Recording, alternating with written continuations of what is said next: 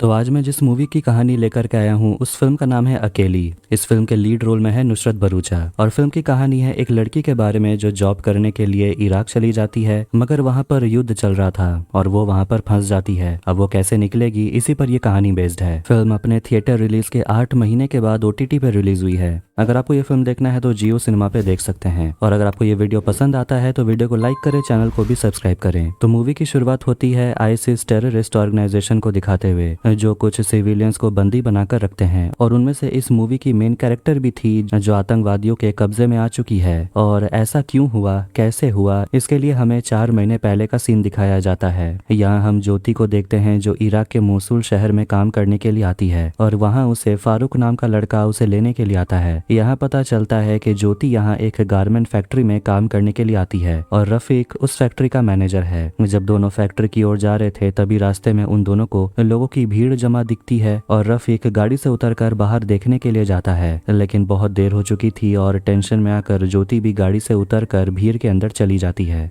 जहां वो देखती है कि उस इलाके को सील कर दिया गया था और वहां एक छोटी सी बच्ची जिसका नाम फातिमा है, उसके शरीर में बॉम्ब लगा हुआ था और उसी को डिफ्यूज करने के लिए वहां पर बॉम्ब स्क्वाड आकर बॉम्ब को डिफ्यूज करने की कोशिश करते हैं, लेकिन वो उस बॉम्ब को डिफ्यूज नहीं कर पाते हैं, जिसके चलते टाइमर भी खत्म होने को आता है और वो स्क्वाड मेंबर फातिमा से माफी मांगता है कि वो उसे नहीं बचा पाएगा और ये कहकर वो वहां से भाग जाता है। और जैसे ही टाइमर खत्म होता है एक जोरदार ब्लास्ट होता है और फातिमा की वहीं पर मौत हो जाती है। ये देखकर ज्योति बहुत ही ज्यादा शॉक में आ चुकी थी। रफीक किसी तरह ज्योति को गाड़ी में बैठाकर फैक्ट्री की ओर जाने लगता है। रफीक कहता है कि इन सब के बारे में मत सोचिए। वो ये भी कहता है कि हमारे फैक्ट्री में हमेशा इराकी आर्मी तैनात रहती है, हमें इन सब से कोई खतरा नहीं है। फिर हम एक फ्लैशबैक देखते हैं कि ज्योति पहले एयरपोर्ट में ग्राउंड स्टाफ का काम करती थी, लेकिन पैसेंजर के साथ बदतमीजी करने के कारण उसे काम से निकाल दिया गया था। इधर फैक्ट्री पहुंचने के बाद वहां उन लोगों की मुलाकात नूर बानो मैडम से होती है जो फैक्ट्री का सारा काम देखती है। ज्योति को वहां पर रहने के लिए एक जगह मिल जाती है, लेकिन ज्योति बार बार उस छोटी बच्ची के बारे में सोच रही थी और घबरा रही थी। फिर हम एक फ्लैशबैक देखते हैं जब ज्योति इंडिया में थी। ज्योति जॉब पाने के लिए जॉब कंसल्टेंसी के पास जाती है और वो चावला जी से मिलती है। चावला जी बताते हैं कि उसके पास जितने भी वैकेंसीज थे वो तो सारे बंद हो चुके हैं और जो भी वैकेंसी हैं उनके लिए ज्यादा पैसे लगेंगे। ज्योति अपनी हालत के बारे में समझाती है और कहती है कि उसके भैया और भाभी के मौत के बाद से उसकी भतीजी और उसकी माँ की जिम्मेदारी उसके कंधों पर है और भैया ने बैंक से कर्जा भी लिया हुआ है जो चुकाना बाकी है और अगर उसे काम नहीं मिला तो वो बुरी तरह फंस जाएगी। ये सुनकर चावला अपने कंप्यूटर में जॉब वैकेंसी ढूंढने लगता है और उसे एक वैकेंसी मिल जाती है जो मोसुल इराक में है। और मोसुल का नाम सुनते ही ज्योति घबराने लगती और कहती है यहाँ पर तो युद्ध चल रहा है, लेकिन चावला कहता है कि वहाँ पर लड़ाई चल रही थी लेकिन अब सब कुछ खत्म हो चुका है और इससे अच्छा मौका तुम्हें नहीं मिलेगा। ज्योति अपने घर में जाकर अपनी माँ को बताती है कि उसे एक जॉब मिल गया है जो मस्कट में है। ज्योति अपनी माँ से झूठ कहती है कि वो मोसुल नहीं बल्कि मस्कट जा रही है। ये सुनकर उसकी माँ भी हाँ कर देती है, लेकिन उसकी भतीजी माँ ही नाराज हो जाती है क्योंकि ज्योति उसे छोड़कर चली जा रही थी। ज्योति अपनी माँ से कहती है कि अगर मैं वहाँ पर काम करूंगी तो 2 साल के अंदर हम बैंक से लिया हुआ कर्जा चुका देंगे और हमारी सारी मुश्किलें भी हल हो जाएंगी। ज्योति मोसुल जाने की तैयारी करती है और एक दिन उसे गारमेंट फैक्ट्री से अपॉइंटमेंट लेटर भी आ जाता है और वो मोसुल के लिए रवाना हो जाती है, लेकिन उसके घर वाले जानते थे कि वो तो मस्कट जा रही है। इधर हम वापस प्रेजेंट सीन में देखते हैं कि ज्योति बहुत ज्यादा घबराई हुई थी और वो चावला को फोन करके इंडिया वापस जाने का टिकट का इंतजाम करने को बोलती है, लेकिन चावला कहता है कि वो वापस आने का इंतजाम तो कर देगा, लेकिन उसने जो एडवांस पैसे दिए हैं वो वापस उसे नहीं मिलेंगे। ये सुनकर ज्योति और ज्यादा रोने लगती है क्योंकि उसके पास कुछ करने के लिए था ही नहीं, अब उसे मजबूरी में यहाँ काम करना पड़ेगा। तभी रफीक वहाँ पर आता है और ज्योति से पूछता है क्या आपने डिनर कर लिया, लेकिन ज्योति को डिनर करने की इच्छा ही नहीं थी। रफीक ज्योति को एक ट्रेनिंग सेशन अटेंड करने के लिए चलने को बोलता है और कहता है ये कंपलसरी है। ज्योति ट्रेनिंग सेशन अटेंड करने के लिए चली जाती है और देखती है कि सभी वर्कर्स एक साथ बैठकर खाना खा रहे थे और यही उन लोगों का ट्रेनिंग सेशन था। यहाँ हमें पता चलता है कि रफीक पाकिस्तान से है और वो यहाँ 2 साल से काम कर रहा है और वहाँ पर बैठे बाकी सभी कर्मी भी ज्योति को दिलासा देते हैं कि यहाँ कोई भी दिक्कत तुम्हें नहीं होगी, यहाँ हम सब एक परिवार की तरह रहते हैं। धीरे धीरे ज्योति का मूड बदलने लगता है और वो वहाँ पर काम करने लगती है और रफीक के साथ उसकी अच्छी दोस्ती भी हो जाती है। फिर एक दिन शाम को रफीक ज्योति को लेकर बाहर घूमने के लिए जाता है। तभी ज्योति को उसके घर वाले फोन करते हैं और उसकी भतीजी माही कहती है कि उसका जन्मदिन आने वाला है और उस दिन ज्योति को वो घर आने को बोलती है। ये कहकर ज्योति फोन काट देती है और तभी हम न्यूज में देखते हैं कि मोसुल शहर में एक मस्जिद में बॉम्ब ब्लास्ट हुआ है और इसके पीछे ISIS का एक मेंबर असद का काम है। और इस ब्लास्ट के बाद इराकी आर्मी पूरे शहर में कर्फ्यू लगा देती है। ये सब जानकर ज्योति बहुत ज्यादा डर गई थी। इधर फैक्ट्री में जब सभी को पता चलता है कि पूरे शहर में कर्फ्यू लगा दिया गया है तो सारे वर्कर अपना पासपोर्ट वापस मांगते हैं क्योंकि वो सभी अपने देश वापस जाना चाहते थे, क्योंकि यहाँ अब दंगे फसाद होना शुरू हो चुके थे। नूर बानू सभी को समझाती है कि हालात सुधर जाएंगे, लेकिन कोई सुनने को तैयार ही नहीं था और आखिर में नूर सभी को पासपोर्ट देने का फैसला करती है। इधर चावला ज्योति को फोन करके बताता है कि इंडियन गवर्नमेंट ने ऐलान किया है कि सारे भारतीय इराक में मौजूद हैं और उन सभी को वो बाहर निकाल लेंगे। ये बात जब ज्योति जाकर नूर को बताती है तो नूर उसे कहती है कि इंडिया वापस जाने की कोई जरूरत नहीं है, मैं खुद इंडियन गवर्नमेंट से बात कर लूंगी। ये कहकर नूर वहां से चली जाती है, लेकिन रफीक ज्योति को समझाता है कि कुछ दिनों के लिए आपको वापस इंडिया चले जाना चाहिए, जब तक यहाँ के हालत ठीक ना हो जाए आप वहीं रहिए। रात के समय ज्योति वापस अपने घर अपनी माँ को फोन लगाकर कहती है कि वो घर वापस आ रही है और तभी जोरदार ब्लास्ट होने की आवाज आने लगती है और ज्योति बाहर जाकर देखती है कि पूरे शहर में ब्लास्ट हो रहा था। सुबह न्यूज में ये सब दिखाया जाता है और तभी हाफिज आकर कहता है कि ISIS की गाड़ी यहाँ पर आ रही है। सभी लोग डरने लगते हैं और नूर सभी को बेसमेंट में छुपने को बोलती है और सभी वर्कर्स बेसमेंट में छुपने के लिए चले जाते हैं। तभी आतंकवादी सोल्जर फैक्ट्री के अंदर आ जाते हैं और नूर, रफीक और हाफिज को बंदी बना लेते हैं। यहाँ हम ISIS टेररिस्ट ऑर्गेनाइजेशन का एक कमांडर वाहब अब्राहम को देखते हैं जो तीनों से पूछता है कि बाकी के लोग कहाँ हैं, लेकिन कोई भी जवाब नहीं देता। तभी एक सोल्जर नूर को गोली मार देता है। ये देखकर रफीक बहुत ज्यादा डर गया था। वाहब हफीज से बाकी लोगों के बारे में पूछता है कि बाकी लोग कहाँ छुपे हुए हैं। हफीज बहुत ज्यादा डरा हुआ था और वो डर के मारे बता देता है कि सभी लोग बेसमेंट में छुपे हुए हैं। फिर कुछ सोल्जर बेसमेंट में चले जाते हैं और वहां जाकर सभी को वो बंदी बना लेते हैं और उनमें से आधे लोगों को एक ट्रक में बैठाया जाता है और बाकी के आधे लोगों को दूसरे ट्रक में बैठाया जाता है। अब वो लोग वहां से चले जाते हैं और रास्ते में एक ट्रक दूसरे रास्ते की ओर चला जाता है और फिर सभी को नीचे उतारा जाता है और लाइन से बैठाया जाता है और सभी को एक एक कर वहीं गोली मार दिया गया था।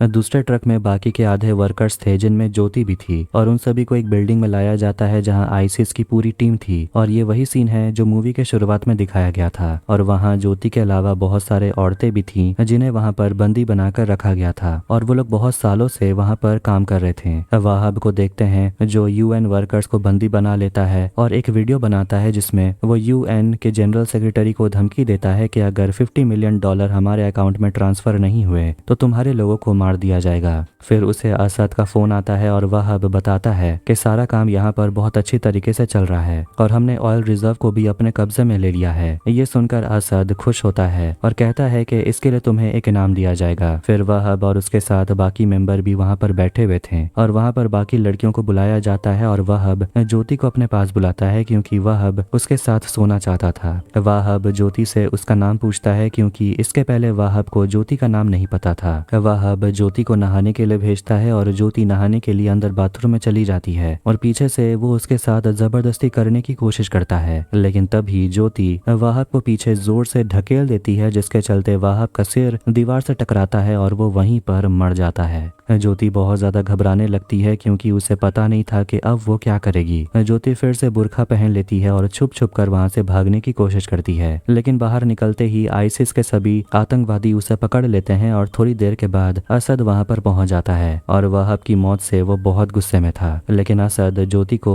जब देखता है तो उसे ज्योति बहुत ज्यादा पसंद आ जाती है और वो अपने भाषा में सभी से कहता है कि वो ज्योति से शादी करेगा। ये कहकर वो वहां से चला जाता है। फिर वहां पर असद की पहली बीवी हबीबी वहां पर आती है, लेकिन ज्योति बोलती है कि उसे कुछ समझ नहीं आया कि असद ने क्या बोला। फिर वहां पर यस्मीन आकर हिंदी में समझाती है, कहती है कि असद ने फैसला किया है कि वो तुमसे शादी करेगा। ये सुनकर ज्योति गुस्सा हो जाती है और कहती है मैं ऐसा नहीं करूंगी, मैं वापस इंडिया जाना चाहती हूँ। ज्योति वहां से भागने की कोशिश करती है लेकिन उसे बेहोश कर दिया जाता है। इधर इंडिया में ज्योति की माँ चावला से मिलने के लिए आती है और अपनी बेटी का हालचाल पूछती है क्योंकि बहुत दिनों से उसकी बेटी का फोन नहीं लग रहा। चावला बताता है कि 2 दिन पहले ही उसकी ज्योति से बात हुई और वो मोसुल से वापस इंडिया आने के लिए टिकट का इंतजाम करने के लिए फोन की थी। जब उसकी माँ मोसुल का नाम सुनती है वो बोलती है कि ज्योति ने कहा था कि वो तो मस्कट जा रही है। चावला बताता है कि वो मोसुल गई है काम करने। ज्योति की माँ और ज्यादा घबरा जाती है क्योंकि मोसुल में हालात ठीक नहीं थे। चावला ज्योति की माँ को समझाता है कि जब उसने ज्योति को मोसुल भेजा था तब लड़ाई नहीं चल रही थी और वो उसे सलाह देता है कि दिल्ली चले जाने क्योंकि इराक में बहुत सारे भारतीय नर्सेस फंसे हुए हैं और उन सभी को वहां से बाहर निकालने का इंतजाम भारतीय सरकार कर रही है। इधर हम वापस ज्योति को देखते हैं जिसे होश आता है और सामने उसकी भतीजी माही दिखाई देती है, लेकिन वो उसकी भतीजी नहीं थी। अब वो लड़की आफरा कहती है कि यहाँ वो और उसकी बहन माहिरा फंसी हुई हैं और वो पिछले 2 साल से यहाँ पर कैद हैं और इन लोगों ने उसके माता पिता को भी मार डाला और वो लोग जो चाहे उसे काम करवाते हैं। फिर वहाँ पर एक औरत आकर ज्योति को एक कपड़ा देती है जिसे पहनकर वो उसे असद के पास लेकर चली जाती है। असद ज्योति को वाइन पीने के लिए देता है लेकिन उसे पीते ही ज्योति को नशा जैसा होने लगता है। असद कहता है कि मैं तुमसे शादी करने वाला हूँ और तुमने वाहब को मारा है जो हमारा सबसे भरोसेमंद आदमी था। और फिर असद ज्योति के साथ सोने लगता है। इधर इंडिया में हम देखते हैं कि ज्योति की माँ और उसकी भांजी माही दोनों दिल्ली चले जाते हैं और यहाँ आने के बाद वो लोग देखते हैं कि मिनिस्ट्री ऑफ एक्सटर्नल अफेयर के ऑफिस के बाहर बहुत सारे भारतीय धरना देकर बैठे हुए थे क्योंकि बहुत दिनों से सरकार उनकी बातें नहीं सुन रही थी। फिर वहाँ पर ऑफिस का एक क्लर्क आता है और सभी लोगों को कहता है कि सरकार सभी लोगों को वापस लाने का इंतजाम कर रही है। फिर आते समय ज्योति की माँ और माही दोनों क्लर्क का पीछा करते करते उसके घर तक पहुंच जाते हैं। दोनों क्लर्क से मदद मांगते हैं क्योंकि ऑफिस के बाहर कोई भी उनकी बात नहीं सुन रहा। क्लर्क ज्योति का एक फोटो अपने पास रख लेता है और कहता है कि अगर कोई खबर मिलती है तो मैं आपको बताऊंगा। इधर हम देखते हैं कि ज्योति असद के बगल में सोई हुई थी और जब उसकी नींद खुलती है तो असद सो रहा था। ज्योति धीरे से हथकड़ी उठाकर असद के हाथों में लगा देती है लेकिन असद की भी नींद खुल जाती है और ज्योति वहां पर रखे हुए बंदूक को ले लेती है। असद बंदूक रखने के लिए कहता है और असद ज्योति के ऊपर हमला करने ही वाला था लेकिन गलती से ज्योति के हाथों से बंदूक चल जाती है और गोली सीधे असद के कंधे में लगती है। गोली की आवाज सुनकर बाहर बैठे सभी आतंकवादी कमरे के अंदर चले आते हैं। ज्योति असद के सिर पर बंदूक लगाकर बाहर निकलती है और सभी सोल्जर को पीछे रहने के लिए बोलती है। यहाँ पर यस्मीन भी आती है और ज्योति कहती है कि आफरा और माहिरा को बुलाने के लिए। ज्योति असद को लेकर बाहर चली जाती है और सभी सोल्जर को एक कमरे में बंद कर देती है। ज्योति, आफरा और माहिरा तीनों असद को गाड़ी में बैठाकर वहां से भागते हैं। थोड़ी दूर जाने के बाद असद चलती गाड़ी से नीचे कूद जाता है। ज्योति असद को वापस गाड़ी में आने के लिए कहती है और असद वहां से भागने की कोशिश करता है लेकिन ज्योति असद को गोली मार देती है। फिर ज्योति बाकी दोनों को लेकर गाड़ी से वहां से भागती है और असद के सोल्जर वहां पर आ जाते हैं असद को वापस ले जाने के लिए। इधर इंडिया में हम देखते हैं कि ज्योति की माँ एक टीवी चैनल में इंटरव्यू देती है कि उसकी बेटी का नाम ज्योति है और वो भारत सरकार से अनुरोध करती है कि उन सभी नर्सेस के साथ साथ उसकी बेटी को भी वापस लाया जाए। वापस हम ज्योति को देखते हैं जो इराकी पुलिसमैन के घर तक पहुंच जाती है और वो इराकी पुलिसमैन उन दोनों को अपने घर में पनाह देता है लेकिन हमें पता चलता है कि वो पुलिसमैन भी असद के साथ मिला हुआ था और वो उन लोगों को खबर दे देता है कि 3 लड़की भागकर उसके घर में आ गई हैं। असद को भी पता चल जाता है कि 3 लड़की कहाँ पर हैं और उन लोगों को वापस लाने के लिए अपने आदमियों को भेज देता है लेकिन उन दोनों की बात आफरा सुन लेती है और ज्योति को जाकर बता देती है। फिर तीनों आराम करने के लिए एक दूसरे कमरे में जाते हैं और बाहर से पुलिस वाले की बीवी दरवाजा लॉक कर देती है। थोड़ी देर में वहां पर असद के आदमी पहुंच जाते हैं लेकिन ज्योति और बाकी दोनों लड़कियां खिड़की तोड़कर भाग निकलते हैं और गाड़ी स्टार्ट करके वहां से भागने की कोशिश करते हैं लेकिन थोड़ी दूर जाने के बाद उनकी गाड़ी गड्ढे में अटक जाती है। ज्योति गाड़ी से उतरकर पीछे से धक्का लगाने की कोशिश करती है और किसी तरह गाड़ी को गड्ढे से बाहर निकालती है और इराकी पुलिस वाला उनको पकड़ने के लिए दौड़ता है लेकिन तीनों अपनी गाड़ी लेकर वहां से भागने की कोशिश करते हैं लेकिन असद के सोल्जर अपने गाड़ी से उनकी गाड़ी का पीछा करने लगते हैं और थोड़ी दूर जाने के बाद वो लोग सभी एक आर्मी कैंप तक पहुंच जाते हैं और वहां पहुंचने के बाद आर्मी के सभी सोल्जर असद के लोगों पर गोली बरसाने लगते हैं और उन सभी को मार डालते हैं। फिर ज्योति, आफरा और माहिरा तीनों कैंप के अंदर चले जाते हैं और यहाँ पता चलता है कि वो इराकी आर्मी असली में वो एक ब्रांच है जिसका नाम है कुर्दिश आर्मी जो आईसिस के खिलाफ लड़ रहे हैं। इधर इंडिया में न्यूज में दिखाया जाता है कि यूएन ने आईसिस के साथ एक समझौता किया है कि जितने भी यूएन वर्कर इराक में फंसे हुए हैं उन सभी को रिहा किया जाए। ये सुनकर मिनिस्ट्री ऑफ एक्सटर्नल अफेयर के अंदर बैठे हुए सारे ऑफिसर्स अनुमान लगाते हैं कि अब शायद सीरिया में फंसे हुए नर्स को भी रिहा कर दिया जाएगा। तभी वहां पर क्लर्क आता है और अपने ऑफिसर से कहता है कि मसूल में एक लड़की फंसी हुई है जिसका नाम है ज्योति, उसे भी रिहा करना होगा। लेकिन मसूल का नाम सुनते ही वो सभी लोग डरने लगते हैं क्योंकि वहां तो हालात बहुत ज्यादा बिगड़े हुए हैं।